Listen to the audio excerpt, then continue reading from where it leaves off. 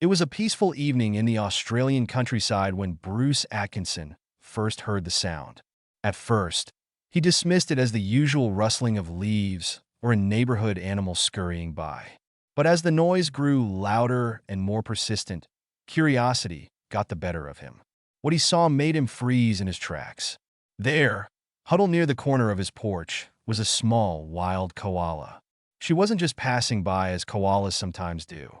This one was clearly in distress. Her fur looked unkempt, covered in sharp, spiky burrs that clung to her like tiny, stubborn invaders.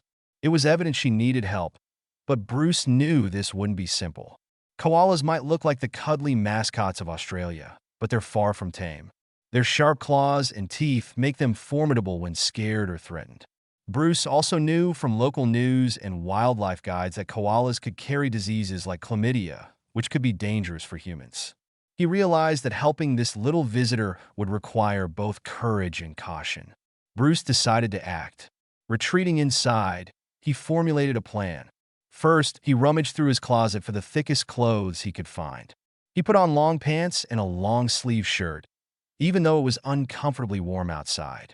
Then he grabbed a pair of thick motorcycle gloves he hadn't used in years and searched for a tool that could help remove the burrs. His wife's round hairbrush caught his eye. It wasn't ideal, but it was the best he had.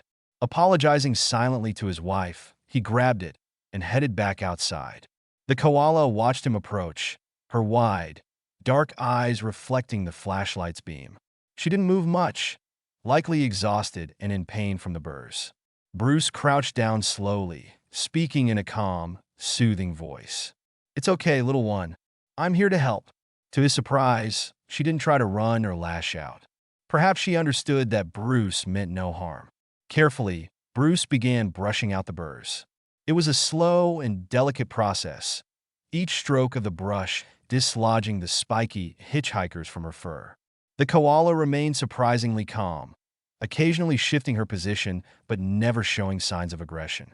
Bruce worked meticulously, his gloved hands steady despite the occasional prickle of nerves. When the last burr was finally removed, Bruce leaned back with a sigh of relief. The koala seemed to visibly relax, her small body settling into a more natural posture. Wanting to reward her for her patience, Bruce fetched some fresh gum tree leaves from his yard and placed them near her. She sniffed at the leaves before beginning to munch, her movements slow but deliberate. For a while, Bruce simply sat on the porch, watching her enjoy her snack. There was something profoundly moving about the moment, a rare, quiet connection between man and animal. When she finished, the koala looked around, as if taking in her surroundings, before climbing down from the porch. With a slow but determined gait, she made her way toward the trees at the edge of Bruce's yard and disappeared. In the days that followed, Bruce couldn't help but glance at the trees whenever he stepped outside.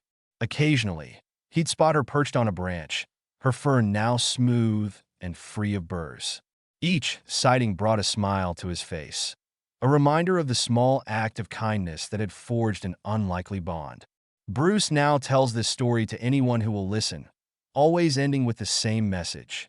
Sometimes, all it takes to make a difference is a bit of courage, compassion, and an old hairbrush.